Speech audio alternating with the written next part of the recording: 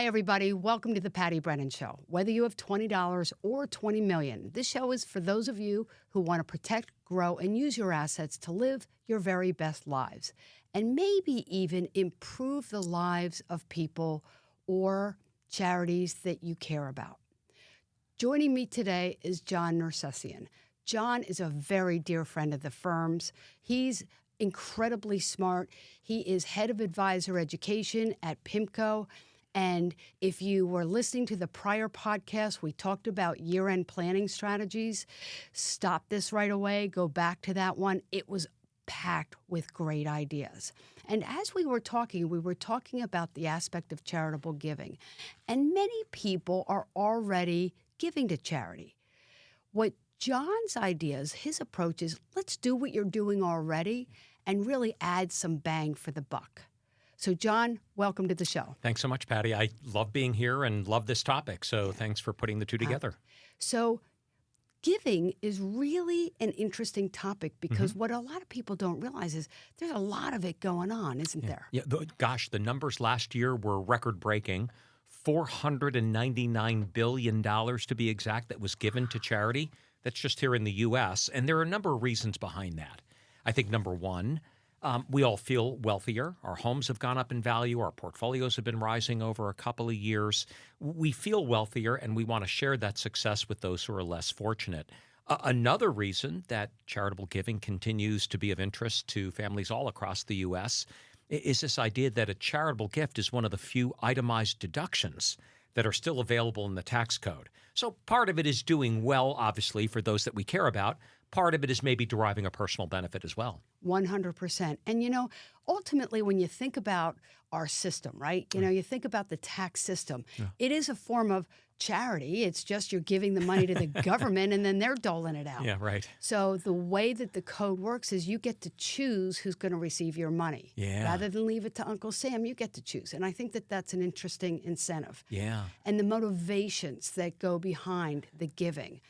I love your guide. PIMCO has a great guide. We're going to put it on our website because it's that good. Thanks. It's got lots of, tidbits that, people don't really know these things, right? And if you don't know about it, you may be trying to take deductions that you're probably not allowed to take. Listen, the intent is all great. I get it. We're all philanthropic. We all care about others. We're all trying to do well for those things that we care about or that are meaningful to us. So it's not necessarily about giving away more money. It's about making the giving that we're already doing more impactful. There's a term that I love to use. I hope you might agree with this. It's the idea that many of us give reactively. One of our relatives calls us up and says, I'm doing this fundraiser for a noble cause. Will you support me? And of course we do. I think what I'm really addressing is this idea of giving intentionally as opposed to reactively. Have I really thought about how much I want to give away this year and who I want to give it to and what purposes I want to support and when I want to give and in what amounts I want to give? Let's be a little bit more intentional with the giving that we're doing as opposed to reactive. As we were talking about this, John, and kind of laying out the outline for this podcast, we talked about it within the framework of what do you give, how do you give, when do you give, the intentional versus the reactive, and what are the tools? Let's talk tactical. Okay. So let's start at the top. What do you give? Okay, so the easiest way for us to give, and I get convenience matters, right, is to write a check. And so there's a charity I want to support, and so I either put cash into the plate or I write a check to whatever the intended charity is. And once again, beneficial. We're supporting this organization that we want to receive or benefit from our philanthropy. It may not be the best way to give. Now, keep in mind, Patti, something that will be surprising to many of your viewers. We automatically assume that charitable giving is automatically a deductible, a tax-saving activity, and it's not. We only get a tax benefit when we itemize our deductions. So if I'm giving to charity, whether it's property or cash or any other form, I don't get a tax benefit, I don't derive one, unless I'm itemizing my deductions. So maybe a better way to give is not to give cash, but to give appreciated property. Because when I give the 100 shares of Apple stock that's way up in value, or I give my second home to a charity, or the automobile, or whatever the asset might be, Giving property allows me to bunch my deductions in a single calendar year for maximum benefit and to avoid the capital gain that I would otherwise pay if and when I sold the asset. So charity benefits either way. They benefit to a greater degree, and I derive a greater benefit if I give in that manner. I love when we were talking about this over the phone. Yeah. You asked me a question. How would you like to be able to increase your deduction by 53% for the same amount of money you're giving to the charity? I'm like, wait a minute, John, where are you going with this thing, right? It was awesome. Sounded like a trick, didn't it? It did. And yet, when we looked at the math that you provided for us, it's exactly that. Yeah. So let's walk people through that example, and I'll put it on the podcast. I love it. So I'll describe it conceptually. It ties into the concept that we were just talking about. Okay, I decide that I want to make a $100,000 pledge to my favorite charity. They approach me, they solicit me, and it's a cause that I believe in, and I want to support them. And so my initial inclination might be to write them a check, or maybe over the next 4 years, I give them $25,000 a year, and I fulfill the pledge. They benefit, I benefit as well. Now, in giving sporadically like that, a smaller amount each and every year, what happens is I get a deduction for that giving, but only to the extent that it exceeds my standard deduction. The standard deduction today is $27,700. If the gift that I've made, inclusive of my SALT tax deduction and any other that I get, if that exceeds it, I'm going to take the larger number on my tax return. And in this hypothetical example, it does. The total deduction available to the client was about $140,000 by giving a smaller amount each and every year with regularity. But what if I got the great advice of my great financial advisor who said, look, give the same $100,000 to the same charity that you want to support, but let's give it in a different manner. Let's bunch our deductions by giving the full $100,000 in 1 year. You can either give the money up front to the charity, or maybe you deposit it in your donor advised fund to get that full deduction up front and then dole the money out from there over the next 4 years. In doing so, in year number 1, I get a huge deduction for the charitable gift that I've made. And in the following 3 years, I now rely upon the standard deduction, which is a little bit higher. The total deduction in that example, Patti, is $193,000. The difference between the two, same $100,000 given to the same charity by the same individual, it produced an incremental deduction of $53,000. That's a win-win in my book. That's real money. Well, that is real money. Yeah, I think so. And it's fantastic because, again, the charity still benefited. Yeah. You got your deduction up front, and you took advantage of the tax code as it is written. Yep. This is all legit. It's all legal. It's just how and when you give. You know, it's funny. You said something during one of our earlier calls or podcasts that really impressed me, which is, John, so many of our clients come to us for help and guidance that they need at a certain point in their lives. They're making a substantial charitable gift. They're retiring. They're educating a kid. They're doing something. And it's the first time through for that family. And so they want and need help. What they need to realize is that you've had these conversations with so many clients over the years. You've seen this before. You know how it works. You understand the tax code. You understand financial planning. And you can help these people navigate their way through the complexities of money. It's good stuff. It is really important because they get to do it once. Yeah. Right. Right? Yeah. And if they continue on the current strategy, again, they're going along.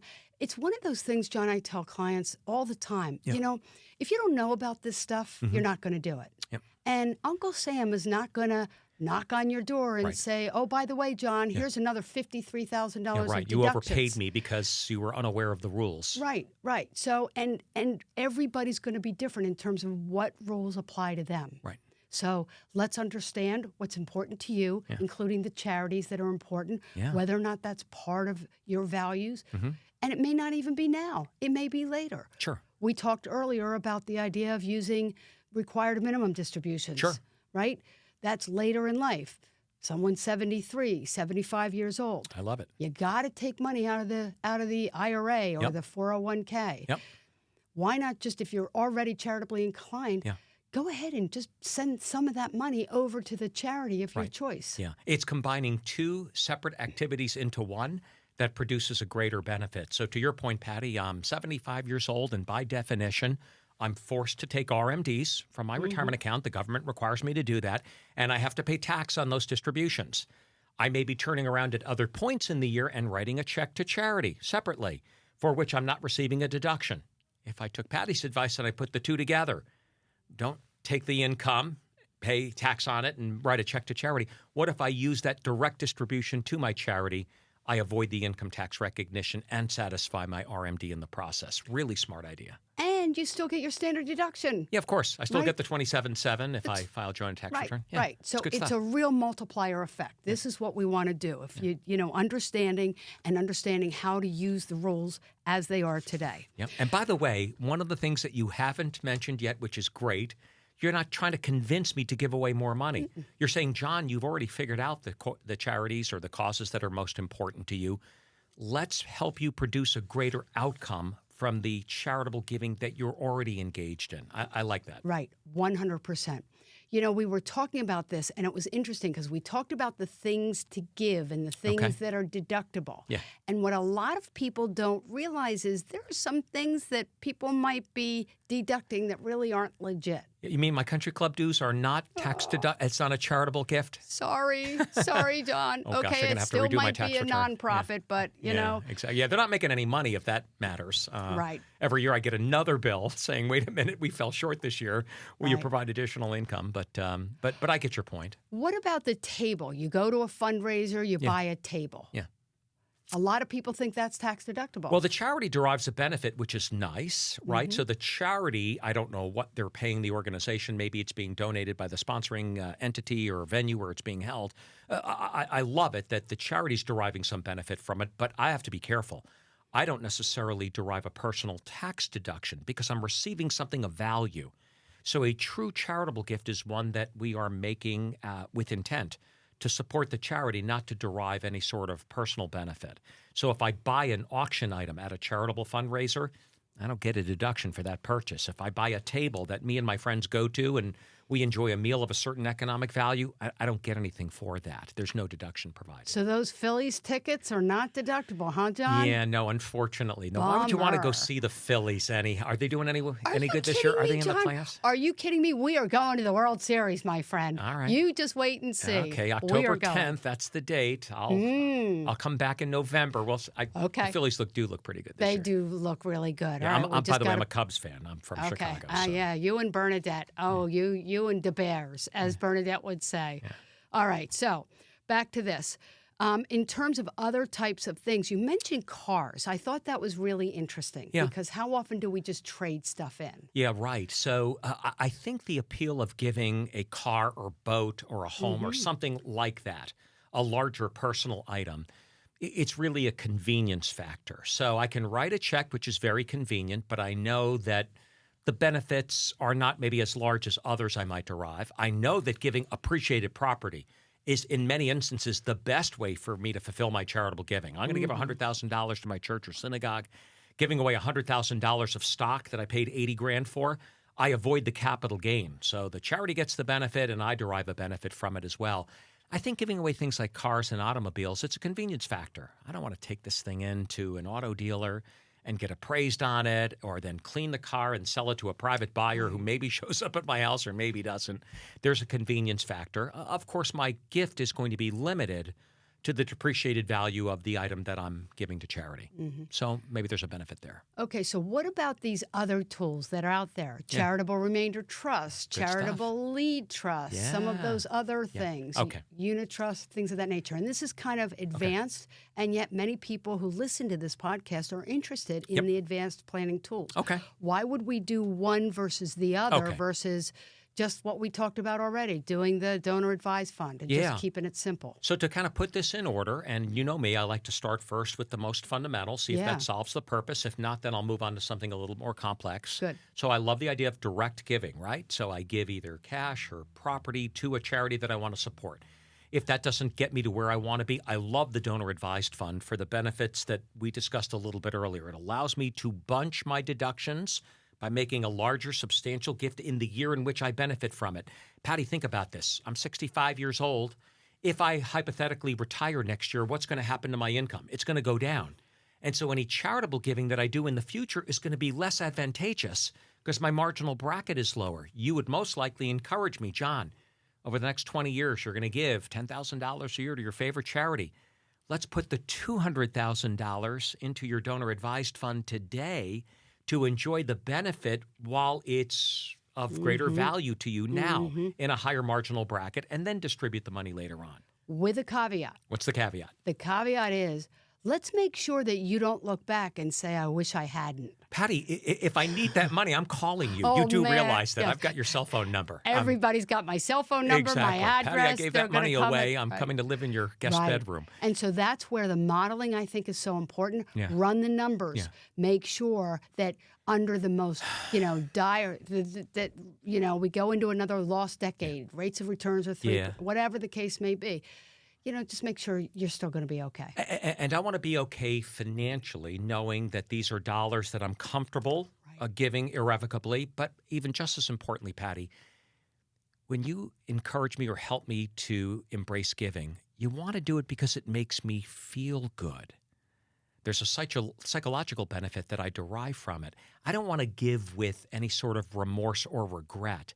That's not the kind of giving that I want to be involved with. I want to give because it feels good to do so.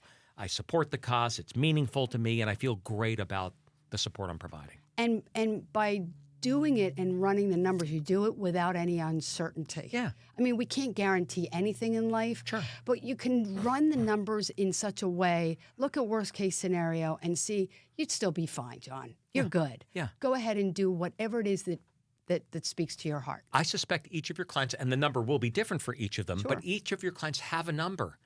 There is within their overall budget a component for philanthropy, a component to provide this benefit that we all derive of knowing that we've helped others. So there's a benefit of getting a better return on my portfolio. There's a benefit of lowering my taxes through some of the smart things that you encourage your clients to do. There's a benefit that I derive by providing support to others that I care about. And so everybody's got a different number. I suspect with some appropriate planning, you can help them figure that out. 100%. So let's think about some of the other tools. Sure. We do the annual stuff. We do the bunching, Yeah, donor through the Donor advised Advised Fund. fund. What else? All right, we can talk about split interest vehicles, the charitable remainder trust. So if your client owns a family business or your client owns some real estate properties that are highly appreciated, an asset that they want to diversify away from, but they want to avoid the capital gain tax of selling it, the charitable remainder trust is kind of a win-win. I put in the appreciated property. I get an upfront deduction for the money that goes in. The trust sells the asset. So I have no current income tax capital gain to report. I derive an income stream from it during the remainderment of my life and my surviving spouse, and then only after I'm gone does the money ultimately go to charity. So those characteristics may be attractive to certain types of individuals who want to derive those benefits of the tax deduction, the income stream, the avoidance of the capital gain, and some philanthropic benefit as well. So the income stream, you Yep. think about that, John. We've run some numbers, et cetera. Let's say that you get a 5% payout. Sure. Right? You've got this money that's in this charitable remainder trust. Yep. You're getting the 5%. Hopefully the money's invested because it's been diversified, et cetera. You're going to go through up years and down years, right? And that 5% is based on the market value each year. Correct. So that's got to be included as part of your planning. Yep. It's good news and it's bad news, Yeah. right? So it's one thing. It's not like a pension per se, but it is an interesting way of deriving income Yep. from your generosity. That's why they call them split interest vehicles, because there are two benefits that are being split or divided. There's the remainderment that goes to charity, but it goes after my demise. And then there's the income stream that I benefit from while I'm still alive. And that seems to fit many financial situations, particularly those of us who are getting up in years. Maybe we're retired. We need some sort of income replacement vehicle because we're no longer working and drawing a salary.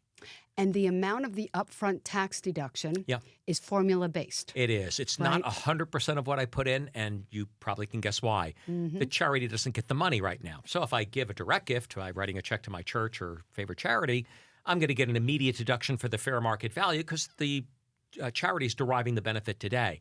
In this instance, the charity doesn't get the benefit for many years to come, and so therefore I'm not getting a full value for that charitable deduction. It's limited or reduced by a certain degree. And there's limitations in terms of basically your adjusted gross income and yada, yada, yada.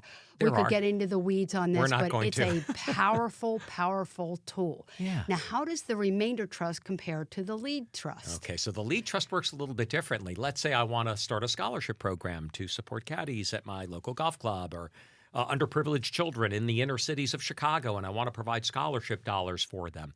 What I have now is a need not to provide a remainderment later on to the charity, but a current income stream to support the charitable cause. Maybe I've endowed a church in Armenia, and I need $100,000 a year to run the thing. That's where the CLT comes in. It's the same premise of splitting the benefits, the income benefit and the remainder benefit, but it works in opposite fashion. The charity gets the income during the term of the trust, and then the individual's heirs receive the remainderment beneficiary upon their demise. And so I create this charitable lead trust. My church or my favorite charity gets the income along the way, and then my kids get the remainderment that's left over when I'm no longer around. And when they receive it, Yep. it is not part of your taxable estate. That's correct. That's a win-win-win, as I would think, right? I love the fact that you're looking at charitable giving as not just a tool to achieve our philanthropic objectives or produce an income tax benefit today, but it's part of the estate planning process. As you pointed out, look, when I'm gone, there are three places I can leave my money. I can leave it to the government. Uncle Sam can get a big chunk of it. Maybe I don't want that to happen. I can leave it to my children. I certainly want to take advantage of the tools that allow me to maybe direct more of the money that way. Or I can leave it to the charities that I care about. And so we should think about what we're going to leave behind, how we're going to be remembered, the impact that we can have on others, both while we're alive or when we're not, and be a little bit more conscious of where those resources go and maybe a little bit more selective in that process to achieve the objectives that are important to each of us individually. And it's not just math, right, John? I mean, I've in all the textbooks that, your program provides and other programs provide, the rule of thumb is when interest rates are high, remainder trusts are the better option. When they're low, lead trusts are really fantastic. So, and to your point, what are the objectives here? What's important to us?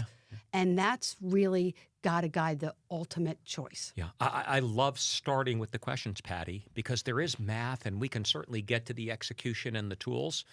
But the first step in the process is let me understand what the client's really trying to accomplish. Okay, so how important is philanthropy to you and your family? How do you decide where you give your money?